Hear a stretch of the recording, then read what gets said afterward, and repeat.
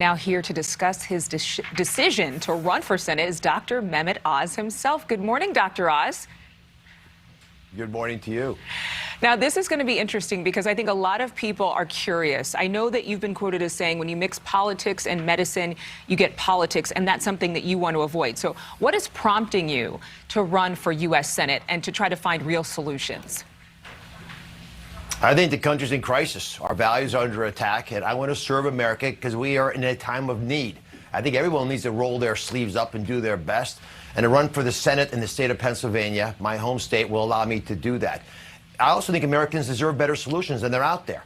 Right? We don't want people with good ideas to be shamed and silenced and bullied and canceled. And that's what happened during COVID. That's why I made that comment. And you know, in medicine, when you can't say what you see with your own eyes, patients die. And I think we're witnessing analogous situations in America. Well, you make some good points because there are a lot of people who think that we're in the most divisive time of the country, and yet people are craving that connection and want to come back together again.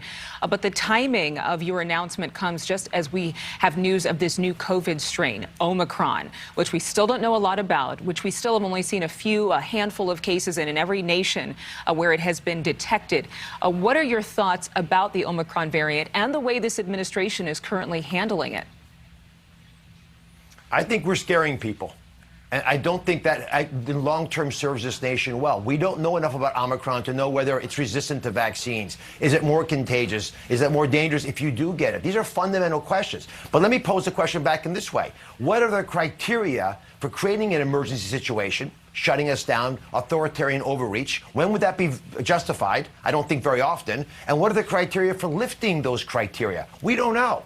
So we've got people who don't know what's going on because nobody really knows yet, making lots of decisions, boldly proclaiming certain restrictions and shutdowns and emergency authorization. And I'm looking around thinking, well, why? A tincture of time is often the best salve. And you have been at times critical of how the response has been from the medical community, from Washington. What about critics who just can't resist the name play and call you Dr. Oz, the man behind the curtain? There will, of course, be inevitable questions about some of the alternative solutions that you have spoken about on your show, including taking the controversial hydrochloroquine, I can say that right, hydrochloroquine for COVID. Are you prepared for some of the backlash that you might receive? Oh, I'm looking forward to it. My whole career has been about talking openly about what empowers people, empowers voters, empowers my patients and my viewers. I've taken on big pharma. I've taken on big tech companies. That's why I was in front of the Senate. That was the real question. Why are we allowing major tech companies to falsely use my name and many other celebrities in order to pretend like I'm advocating for things that I have nothing to do with? And that is still going on today. That's some of the realities around false advertising in politics.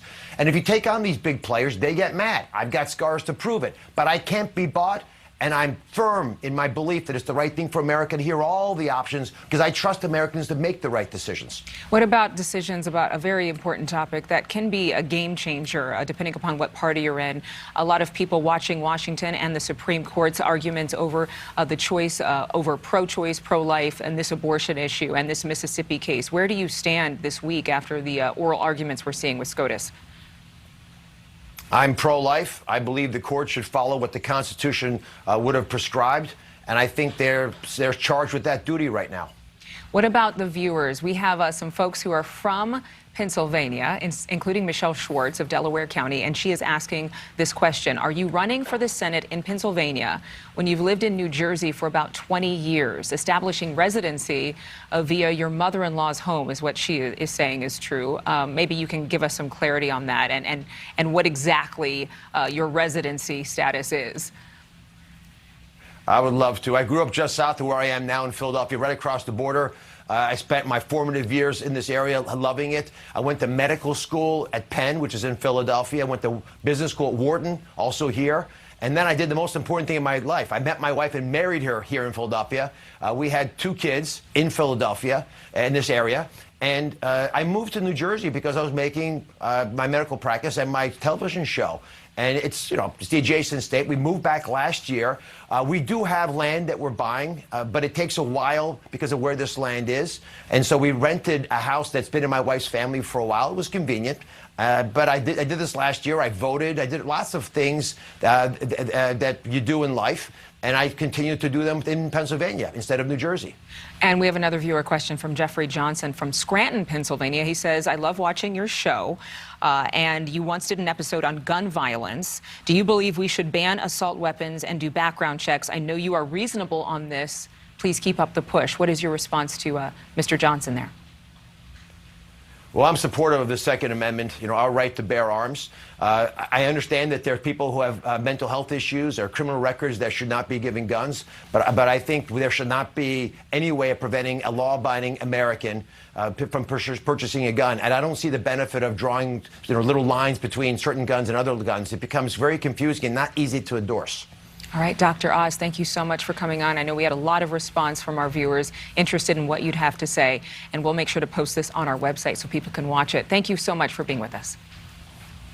Take care. God bless. Thank you so much for watching. Make sure to click on the red subscribe button below so you can get more of NewsNation's fact-driven, unbiased coverage.